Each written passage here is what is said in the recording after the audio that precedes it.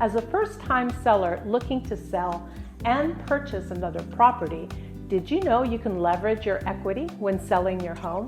That's right. Hello, I'm Maria Trujillo with eXp Realty. One of the key benefits of being a homeowner is that you build equity over time in your home. So what is equity and how does it grow? Well, according to Bankrate, and I quote, home equity is the portion of your home that you've paid off. In other words, it's your stake in the property as opposed to the lender's. It is the appraised value of your home minus any outstanding mortgages and loan balances. Chances are, if you've been in your home for a while, you've likely built up a considerable amount of equity, and you may not even realize how much. According to the U.S. Census Bureau, roughly 30% of homeowners have over 50% of equity in their home.